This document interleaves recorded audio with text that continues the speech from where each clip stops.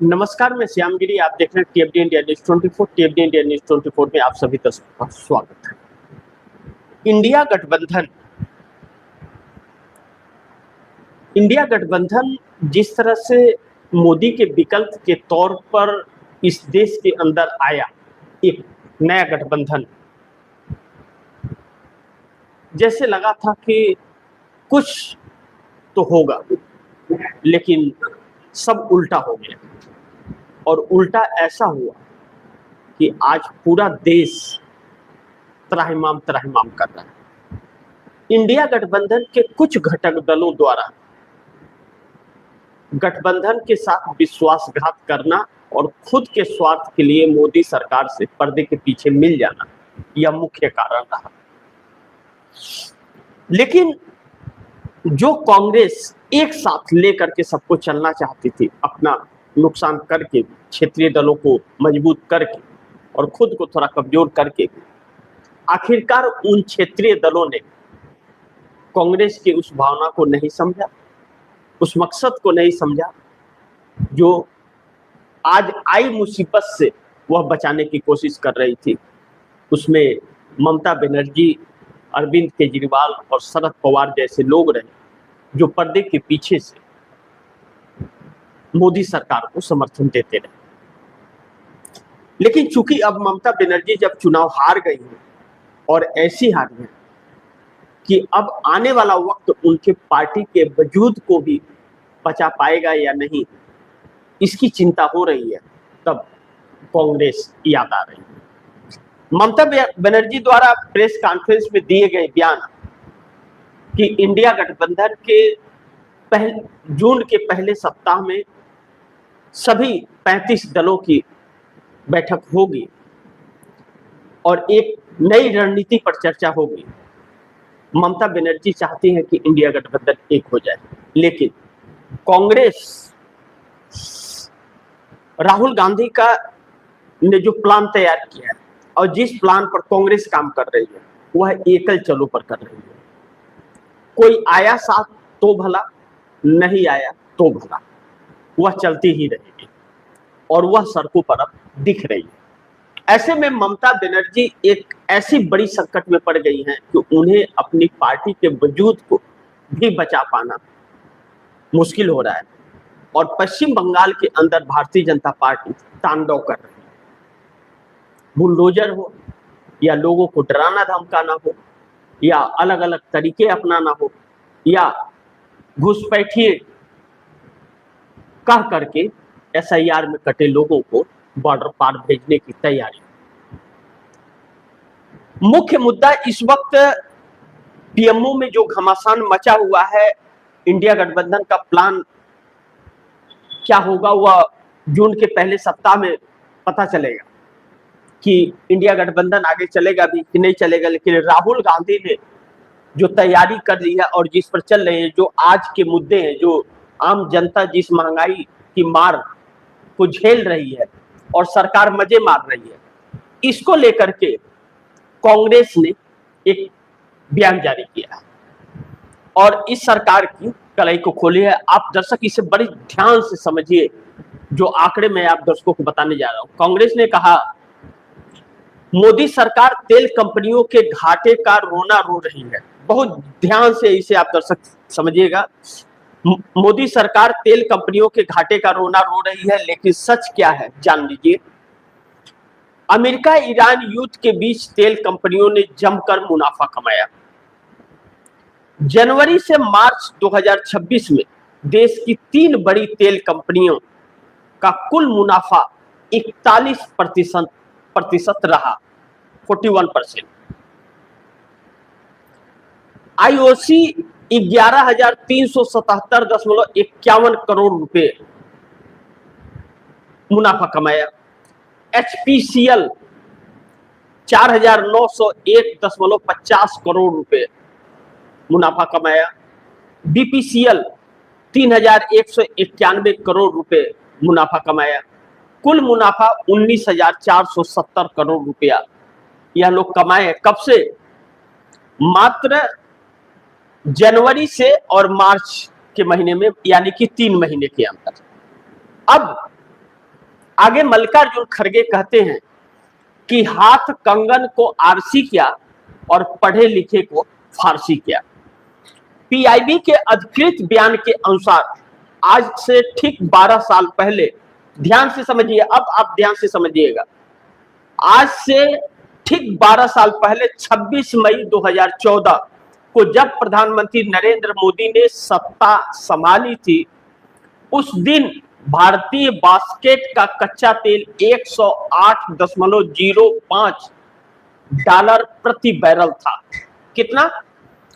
26 मई 2014 को जब मनमोहन सिंह ने सत्ता सौंपी नरेंद्र मोदी को, उस दिन कच्चा तेल का दाम 108.5 डॉलर प्रति बैरल था। अब ध्यान से समझिए इसे। और डॉलर रुपया एक्सचेंज रेट, डॉलर के मुकाबले रुपया 58.59 था। एक डॉलर के मुकाबले भारतीय रुपया 58 रुपया 59 पैसा था। उस समय पेट्रोल 71 रुपया 51 पैसा और डीजल 56 रुपया 71 पैसा प्रति लीटर था। ध्यान से समझिए, जब नरेंद्र मोदी 14 में सत्ता संभाले, उस वक्त 108 डॉलर प्रति बैरल से ऊपर था रेट कच्चा तेल का। तो फिर पेट्रोल 71 रुपया 51 पैसा और डीजल 56 रुपया 71 पैसा प्रति लीटर मिल रहा था। और आज कच्चे तेल की कीमत 99 डॉलर प्रति बैरल है, यानी कि 9.5 डॉलर कम है। और लेकिन पेट्रोल और डीजल के दाम बढ़कर 102 रुपया 12 पैसा और 95 रुपया 20 पैसा प्रति लीटर हो गया। आप 108 में 71 रुपये में पेट्रोल मिल रहा था और 99 डॉलर में 102 रुपया पेट्रोल। क्यों? यह फार्मूला कैसा है कि मोदी सरकार जो इतना भारी भरकम ले रही है, रेट बढ़ा रही है, क्यों? अब आगे मल्लिकार्जुन खड़गे कहते हैं कि यानी कच्चा तेल सस्ता हुआ, लेकिन पेट्रोल करीब 42.8% और डीजल करीब 67.9% महंगा हो गया। सवाल सीधा है कि जब कच्चा तेल सस्ता हुआ तो पेट्रोल डीजल महंगा क्यों? जनता को राहत क्यों नहीं? अब यह कच्चे तेल का आज हम लोग इस वक्त जब लाइव हैं, इस वक्त का यह हाल है। अब मोदी सरकार परेशान तो होगी और पीएमओ में घमासान भी मचेगा। अब इन बातों को लेकर के जिस तैयारी के साथ, जो पूरा प्लान तैयार करके जो राहुल गांधी जमीन पर उतरे हैं और आम लोगों तक यह बातें पहुंच रही हैं और लोग सड़क पर आ जा रहे हैं, फिर पीएमओ के अंदर तो घमासान मचना लाजमी है, क्योंकि जनता राहुल गांधी से जुड़ रही है। अब दो बड़ी सवाल है, इंडिया गठबंधन की जब बैठक होगी तो हम लोग चर्चा करेंगे उस पर, लेकिन दो अहम सवाल यह है कि पीएमओ में राहुल गांधी के प्लान से बेचैनी बढ़ी हुई है और सरकार के पास उसका कोई समाधान नहीं है। अब यह जो अभी आंकड़े आप दर्शकों को बताया हूं कि 2014 में जब इस सरकार ने 26 मई 2014 को जब नरेंद्र मोदी आए तो 108.05 डॉलर प्रति बैरल था और आज 99 डॉलर प्रति बैरल है। तो उस समय 71 रुपया 51 पैसा और आज 102 रुपया। उस समय डीजल 56 रुपया 71 पैसा और आज 95 रुपया 20 पैसा।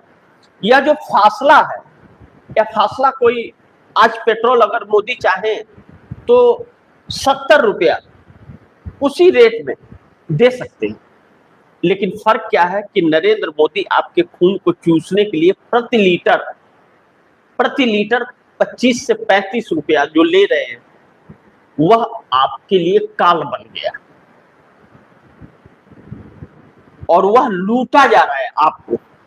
और उद्योगपति मुकेश अंबानी जैसे, अडानी जैसे लोग तेल जो है वह विदेश को सप्लाई कर रहे हैं, आपको नहीं दे रहे, इसलिए कमी आ गई है। और इसका नुकसान इस देश की जनता 100 करोड़ तकरीबन गरीबी रेखा के नीचे चली जाएगी आने वाले बहुत जल्द। इस बार तिमाही का जो स्टेटमेंट आने वाला है, लेखा जोखा जो देश का, उसमें भारी भरकम देश के अंदर त्रासदी का और सरकार के आय का आने वाला है। बेरोजगारी आज तक के सबसे निचले स्तर पर जाने वाला है, सबसे निचले स्तर पर आज तक के। एक बात ध्यान रखना बहुत जरूरी है कि अब यह देश हम 2026 में नहीं जी रहे हैं, हम 2065 और 2070 में इस वक्त हैं, जी रहे हैं। नरेंद्र मोदी ने इतना तेज का धक्का मारा कि 65 और 70, 1965 और 1970 के आसपास ढकेल दिया। इसे निकाल पाना किसी भी के भी बस का इतना आसान नहीं होगा। बहुत दिमाग और बहुत सोच विचार करके आगे बढ़ना पड़ेगा। लेकिन नरेंद्र मोदी सरकार लग रहा है कि जाते जाते जो बचा हुआ है उसे भी खत्म करके जाएगी। यही प्लान लेकर के जब राहुल गांधी आम जनता के बीच जा रहे हैं, तो जो जन आक्रोश दिख रहा है, उस आक्रोश से एनडीए गठबंधन के सहयोगी दल में प्रमुख चंद्रबाबू नायडू काफी चिंतित है, क्योंकि वह तस्वीर सोचने से और एक दूसरे से कड़ियां मिलाने से तस्वीर जो निकल रही है, वह बांग्लादेश, पाकिस्तान, श्रीलंका की याद दिला रही है। ऐसे में चंद्रबाबू नायडू का अल्टीमेटम मोदी सरकार को बहुत कुछ कहता है कि आप नजरअंदाज नहीं कर सकते। दबाने का कोशिश अगर आपने किया इन लोगों के आवाज को, जनता के और युवाओं के, मजदूरों के, और वह भड़क गए, तो फिर लेने के देने पड़ जाएंगे। यह वजह है कि चंद्रबाबू नायडू यह सोचने को मजबूर हो गए हैं कि मोदी के साथ रहूं या छोड़ दूं, क्योंकि तस्वीरें बहुत भयावह आ रही है। लेकिन नीतीश कुमार भी खासे परेशान है। लेकिन नीतीश कुमार के ऊपर भरोसा नहीं किया जा सकता, क्योंकि वह ना इधर के ना उधर के कहीं के नहीं रह गए। लेकिन यह नहीं कह सकते कि उनके पास ताकत नहीं है। नीतीश कुमार के पास ताकत 85 एमएलए और 12 सांसदों का है। नीतीश कुमार अपने पर उतारू हो जाए तो नरेंद्र मोदी जैसे 36 आएंगे और जाएंगे। नीतीश कुमार वह सातिर राणा दिमाग वाले हैं। लेकिन नीतीश कुमार को क्या हो गया है, जैसे लग रहा है गजनी की आत्मा उनके अंदर ढुक गई, इसलिए उन्हें खुद नहीं पता कि वह क्या कर रहे हैं और क्या चल रहा है। ऐसे में पीएमओ कितना फायदा उठा रहा है नीतीश कुमार का, लेकिन चंद्रबाबू नायडू उसके शिकंजे में नहीं आ पा रहे हैं। यही वजह रहा कि राहुल गांधी ने जो कहा कि सरकार जल्द गिर जाएगी, और कारण आर्थिक तंगी और लोगों के मनोबल का गिरना, बेरोजगारी और शिक्षा पेपर लीक का सवाल उठाया, तो मोदी सरकार हिल गई और राहुल गांधी पर आक्रामक हो गई। लेकिन नंबर 2 पॉइंट्स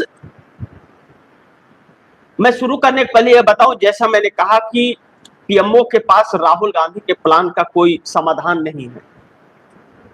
राहुल गांधी ने इन सभी मुद्दों को जिस तरह आम जनता के कानों तक पहुंचा दिया है, और आम जनता खुद उस महंगाई की मार पर जा रही है। आप दर्शक सोचिए, महंगाई डैन खा जाता है, गाना प्रतिबंध कर देने से क्या लोगों के पास महंगाई नहीं पहुंचेगी? पहुंच रही है ना।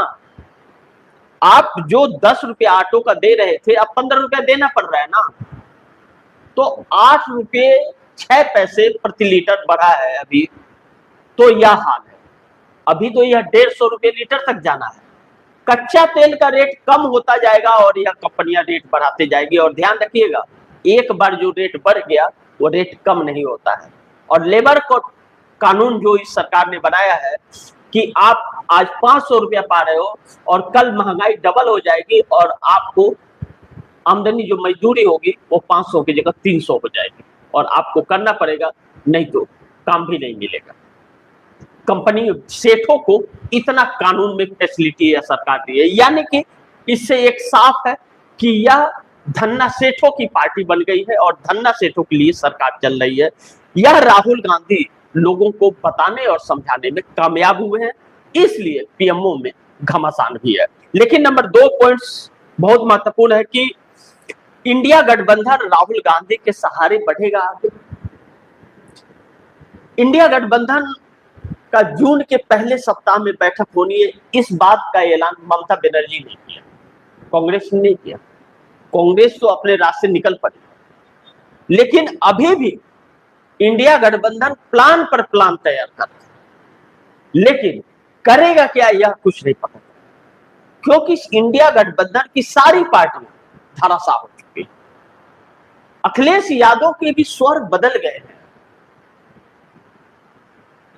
अखिलेश यादव के स्वर ममता बनर्जी को हराने के बाद इतने बदल गए हैं कि अखिलेश यादव कह रहे हैं, अखिलेश यादव से एक पत्रकार ने सवाल पूछा कि राहुल गांधी कह रहे हैं कि 1 साल में मोदी सरकार 1 साल के अंदर गिर जाएगी, तो कह रहे हैं यूपी जीतते ही सरकार गिर जाएगी।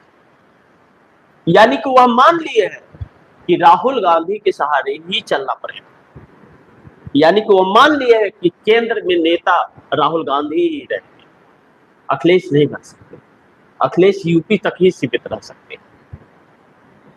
लेकिन अभी भी राहुल गांधी के अलावा इंडिया गठबंधन के किसी भी घटक दल का कोई भी ना तो प्रदर्शन और ना तो कोई ऐसा बयान नरेंद्र मोदी सरकार को लेकर के जो मुंह तोड़ बयान दे सके, बल्कि सभी डर और खौफ में अपनी अपनी पार्टियां बचाने में लगे हुए हैं। यही बात राहुल पहले कह रहे थे तो नहीं सुनी। 2 बार सरकार बदलने की कवायद और इंडिया गठबंधन में पर्दे है तो इंडिया गठबंधन में, लेकिन पर्दे के पीछे से जो मोदी सरकार को समर्थन कर रहे थे, यही ममता बनर्जी, केजरीवाल और शरद पवार है, जिसकी कीमत आज इस पूरे देश को चुकानी पड़ रही है। बाकी इंडिया गठबंधन अब यह समझ गया है कि राहुल गांधी के बगैर तो हम नहीं टिक भी नहीं पाएंगे और पार्टी भी खत्म और टूट जाएगी। देखना यह होगा कि राहुल गांधी के सहारे कितना आगे बढ़ता है इंडिया गठबंधन, या फिर राहुल जिस राह पर चले हैं अकेले ही पड़ जाएंगे। लेकिन कहते हैं ना कि सच को